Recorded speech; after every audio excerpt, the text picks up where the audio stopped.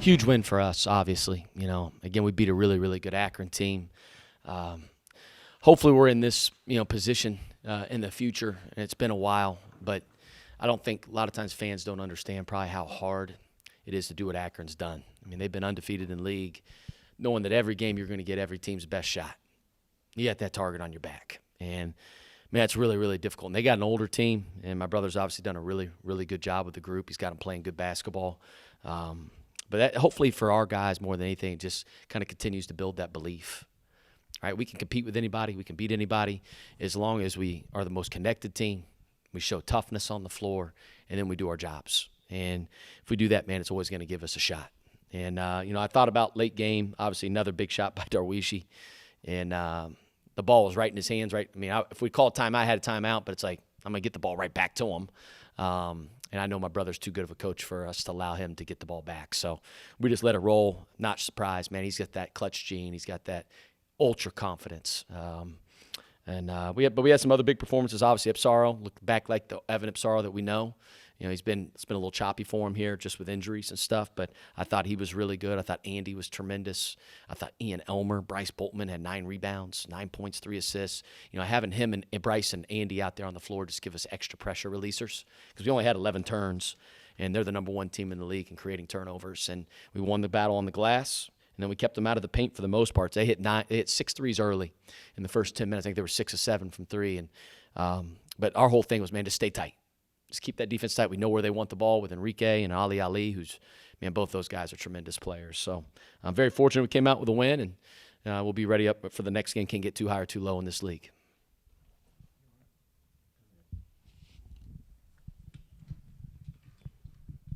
Coach, your team, as you mentioned, very good in the paint. How do you think Anderson Marambo impacted that performance in the paint today? He was huge. Andy gives us that inside presence. I mean, he commands double teams. They send the cavalry after him a lot of times when he's driving and stuff. And, I thought he made pretty good decisions overall. He had a couple turns, but he got to the free throw line. He scored in the paint. You have to so our offense, and it's we shoot the ball really well. But, we have to make a concerted effort to get the ball to the paint. And then you got to make a concerted effort on defense to keep it out of the paint. Right? And so it's just kind of flips on the other end. And the team that imposes their will, in my opinion, in those two areas is going to win the game usually, more times than not. And that gave us the ability to put us in a position to where we had a chance to win tonight, in which we were fortunate. Obviously, Darweshi ended up making that game winner.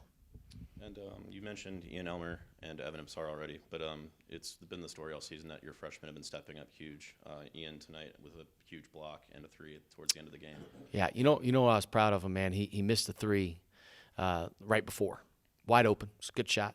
Almost dang near the same spot on the floor, right? That right corner, and the work will always show. His work habits have really changed since he got here to Miami. I look at where he was at in June.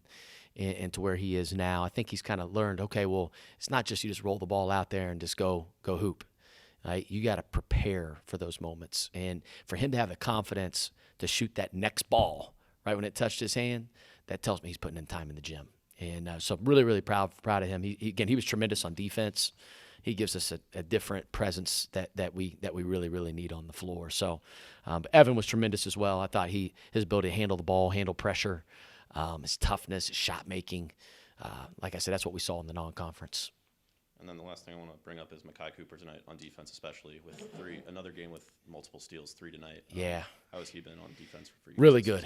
I think he could end up being one of the best defenders in our league. He's just so gosh darn quick, and he anticipates.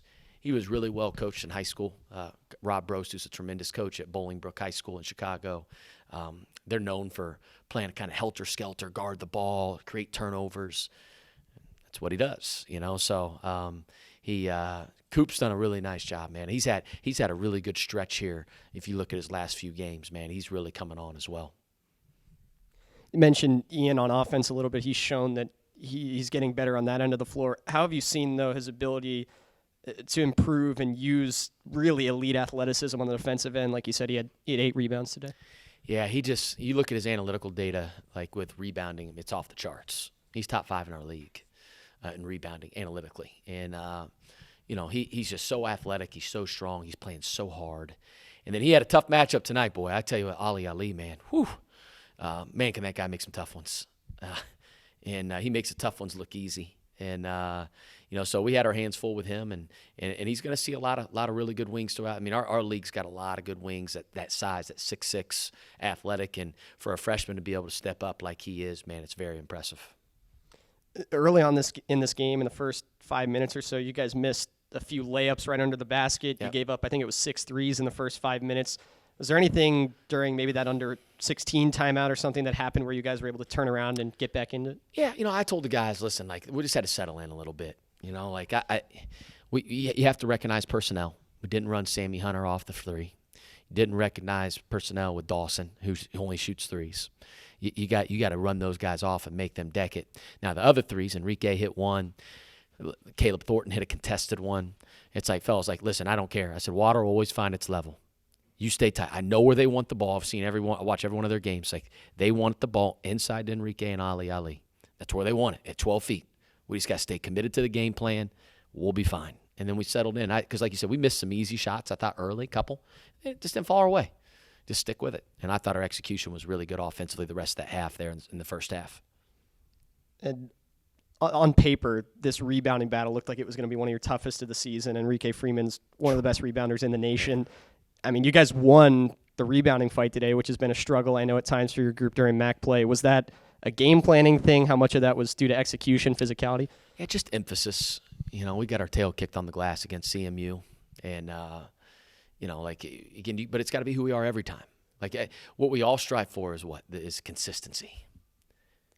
And then that creates what? An identity, right? And that's what the great teams have. And that's that's my challenge to our team is, can we be consistent with that? Because if we can consistently do that, then we're going to win a lot of games. We're going to win a lot of games. And if you take care, we had 11 turns, we won the rebounding war, and then we scored more points in the paint. I know we shoot the heck out of the ball. So, good things are going to happen for us if we do those things. Forms an identity. And obviously on the court, this was a big game, Akron being undefeated, but we know you have family ties to this game, and with this also being the Coaches versus Cancer game, your mom was here. Just what did that mean to be able to play against your brother, play a really, really good game between you guys as well, and have your family here? Yeah, I'd say first and foremost, talk about cancer. Obviously Coaches versus Cancer, we wore our pins today, just to help raise awareness against the fight against it. But we've had a lot of fights with it within our family, whether it's John's dad, whether it's our mom. It's affected millions of people obviously across the world, man. It's so anything we can do to raise awareness, man. It was kind of cool that we were able to play each other, and then we did a video together as well, a moment of silence before the game, which I think was really nice, to honor all those that have fought against it and are fighting against it. Again, listen, I've said this a million times. My brother's the best coach I've ever been around, and he's a great coach, but he's a better person, and I wouldn't be here without him. Vermont, Ball State today. Can you think of a player you can compare that kind of run to? Man, not many. Not that I've coached. Tu Holloway would be a little bit. Guy that we had at Xavier years back. Man, he actually came to one of our games right before. He was at the Vermont game. He was actually at the Vermont. He just showed up. That's how Tu is. That's how he rolls, man. He just kind of shows up unannounced. And Tu was that way. He hit big shot. I mean, after a big shot, it's just like, man, you just knew every game. So we're going to let him play. That's how Darweshi's been. And again, his work shows, just like I talked about Ian before, he treats his game like a pro. He's got that mindset, man. He gets his work in every single day outside of practice. It's not just between 1:30 and 3:30. He's getting extra shots up. He's ready for those moments. So when that moment arises, and he knows he's making it because he's made it a million times. So how much fun are you having right now? A lot of fun. Yeah, we beat the #1 team in the conference off a game winner, a buzzer beater. So yeah. Yeah, you got the ball with like 5-6 seconds left. What was going through your mind as you took that last shot? Really just get some rhythm dribbles and just get to a spot and rise up. That's all I really do. I know the Vermont buzzer beater was a little cleaner. The last two that you've hit, the one against Ball State and then the one today, they've been a little bit of scramble type plays. I know in watching that buzzer beater back from today, you kind of fumbled the ball a little bit right before you shot it. How are you able to get set and get into that shooting form and shoot with the confidence when things are that crazy right before you're pulling up? Really, I just shoot it like it's any other shot. I focus and try to make it. The moment to me really doesn't matter. You just lock in like any other shot. You're trying to make any other shot. So I just go up there and shoot it with the same confidence. And obviously, the shot is what kind of has the spotlight, but talk about the lead up a little bit. This was a really strong 40-minute defensive effort from you guys, and to do all that and still end up in a tied game with a few seconds left, what was kind of the feeling for you guys down the stretch of this game when this stayed close? Yeah, that we was going to win it.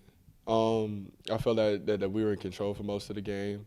We played well on both ends of the floor, and it was our game to win for sure. And they gave us the ball with too much time left.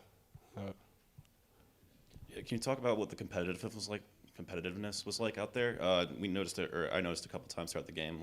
Ali and Enrique Freeman were, running their mouth or talking a little bit. What was the competitiveness like out there? Really competitive, high level competitiveness. Two really good teams competing. Yeah, just any other game. People gonna say stuff here and there. We gonna talk a little bit. It is what it is.